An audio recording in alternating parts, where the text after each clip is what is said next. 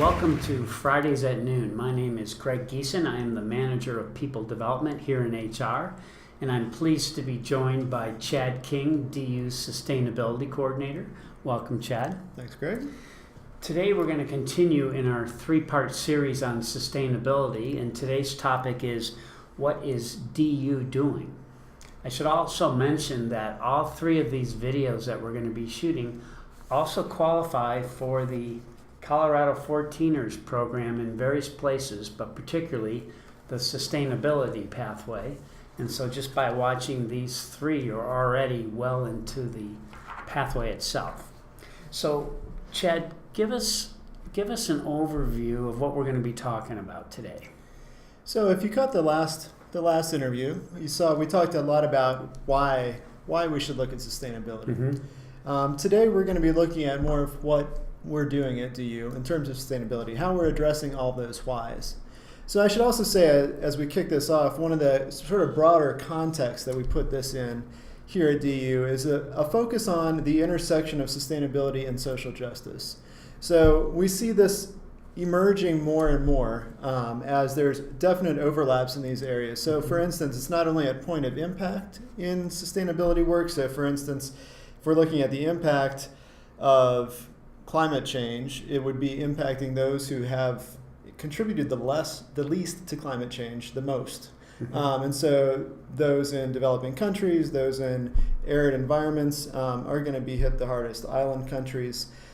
We can also see that these sort of areas intersect at the point of origin. So the same sort of extractive, sort of dominating culture leads to both issues of social justice and issues of sustainability. So we try to frame everything that we're doing in that context.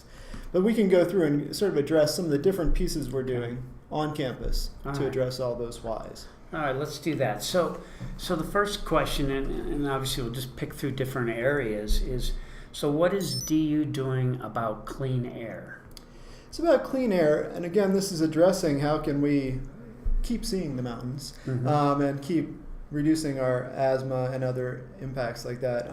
We are doing a number of things around our emissions, direct emissions into the atmosphere. So one thing is we have worked at trying to green our fleet a little bit. So we have a number of vehicles on campus that we got through a grant to make them compressed natural gas vehicles, which would mean they'd emit less. Not only is our Zamboni compressed natural gas, so are some of our vans.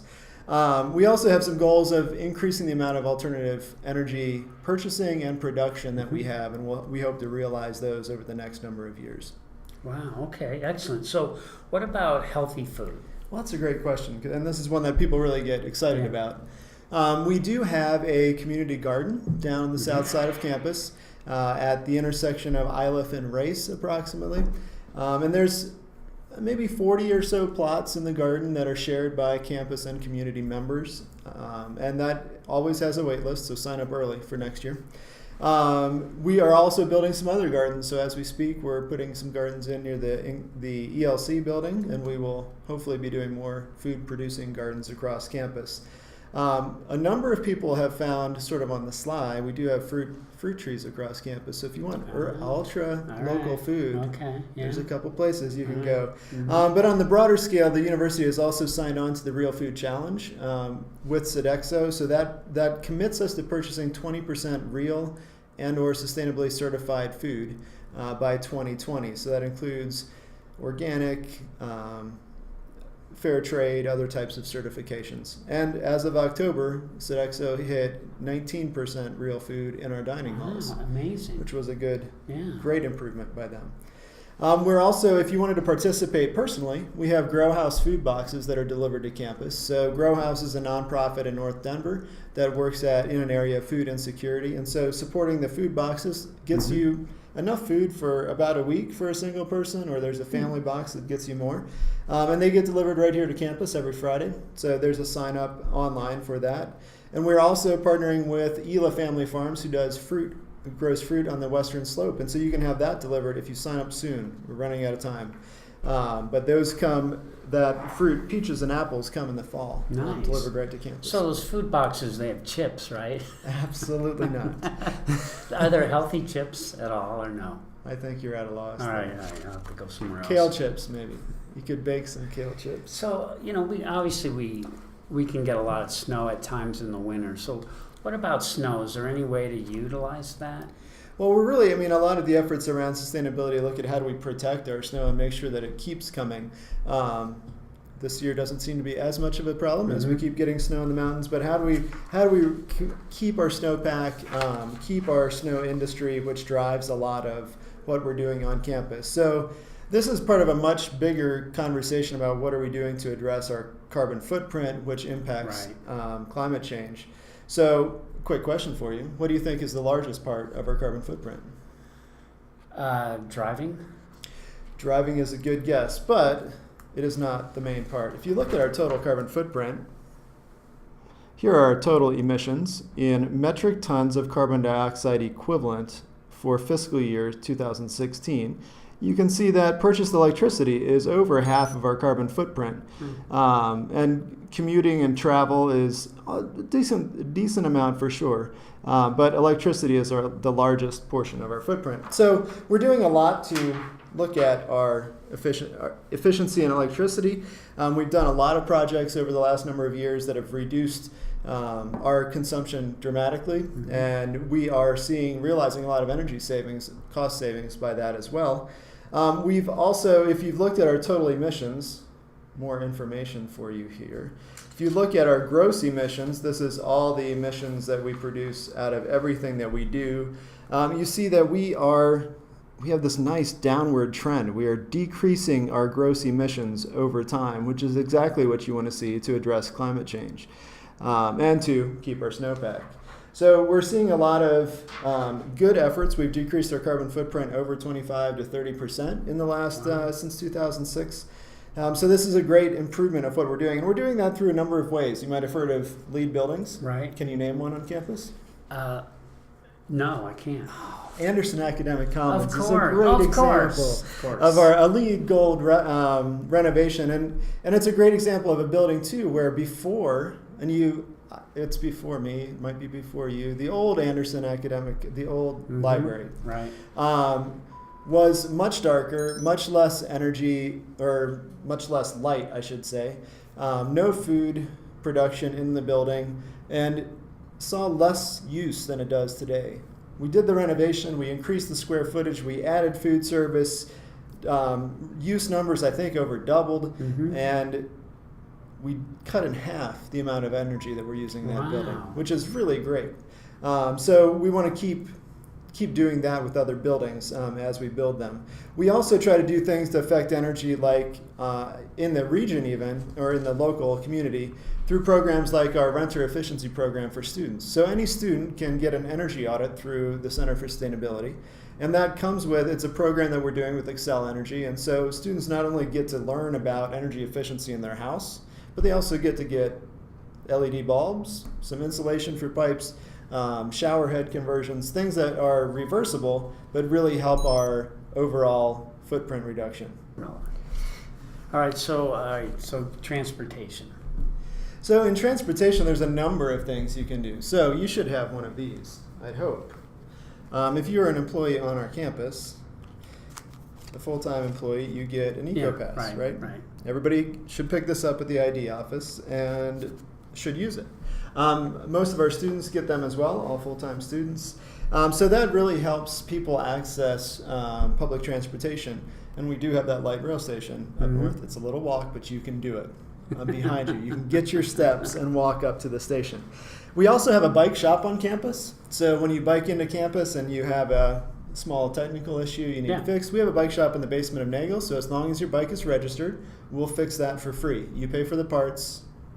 Come on. We also have a bike share. So if you wanted to rent a bike for the whole quarter, and this is open to anyone, mostly students take advantage of it, but you could rent a bike for the whole quarter and utilize it as you wish.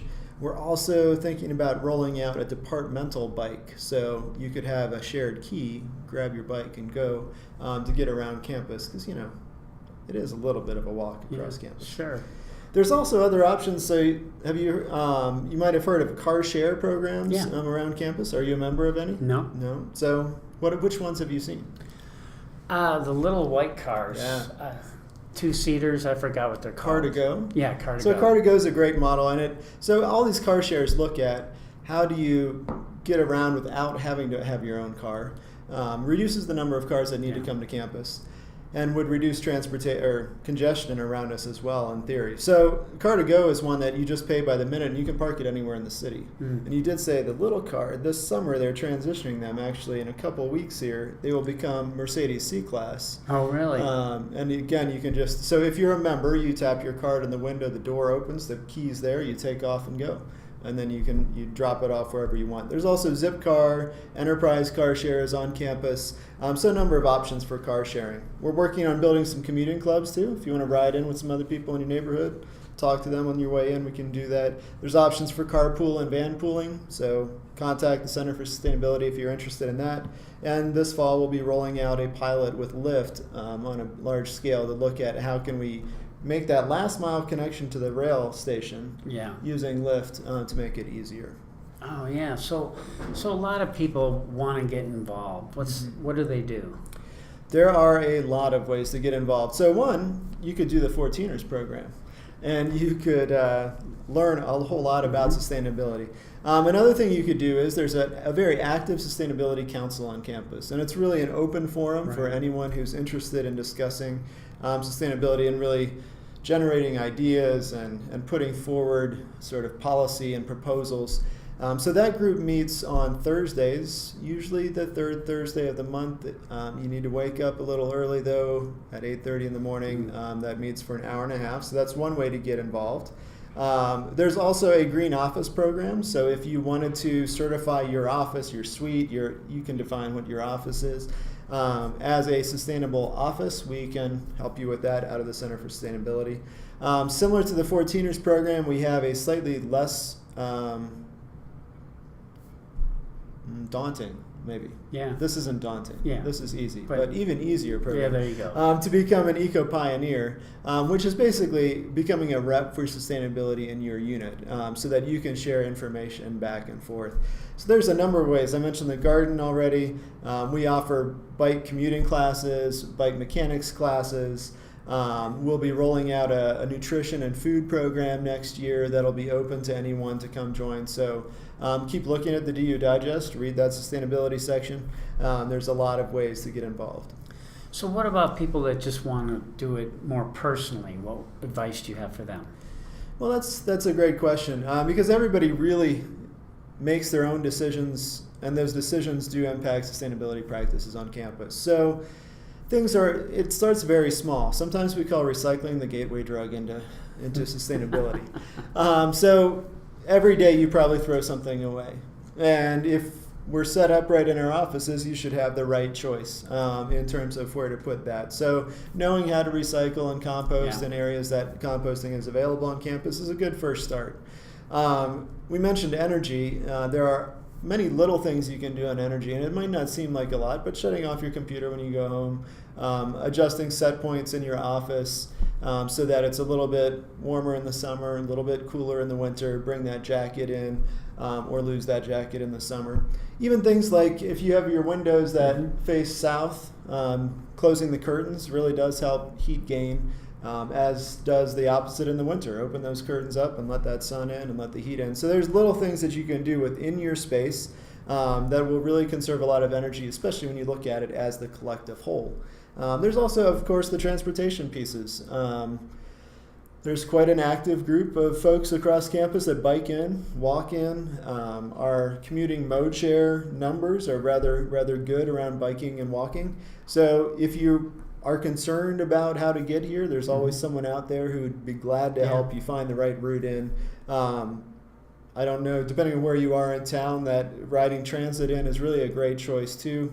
The bus that comes from my neighborhood, it never fails. I get on and I see someone I know from DU and I can chat with somebody on the way in. Sure. So there's a lot of those little steps that you can take to really get engaged personally. And if you want to do more than that, there's always those options. All right, so any final thoughts as we wrap this up? I really appreciate the chance to share what we're doing. It's hard for people to keep track of all the programs that go on across campus. And so this is one great way for people to get engaged and make an impact right here in campus, as well as regionally and globally when you think about the impacts of sustainability efforts. So this is our way to all contribute and really get back to that goal of being a private institution for the public good. And your website again? That's du.edu/sustainability. All right, and they can get everything they need from there, probably. right? Everything is there. And if it's not, just email sustainability@du.edu. Yeah, and including these videos? These videos will be there shortly. Shortly, yeah. So this is Fridays at noon, and this kind of wraps up our second session. The first session, along with this one, will be on our website, which is du.edu/people development, one word, and then you click on Fridays at noon so they can get the first two. And then, of course, we're meeting again in 2 weeks to talk about how does waste work. And just to give a teaser, what are we going to be talking about? Well, you'd be surprised at how many questions we get Yeah. about, what do I do with this coffee cup? Yeah. Do you know what to do with the coffee cup? I have to see pictures. Right. We try to get the pictures right. But come back in 2 weeks and I'll tell you what to do with the coffee cup. It's very complicated. There you go. So thank you for joining us, and we'll see you in 2 weeks to continue with our series on sustainability. Okay.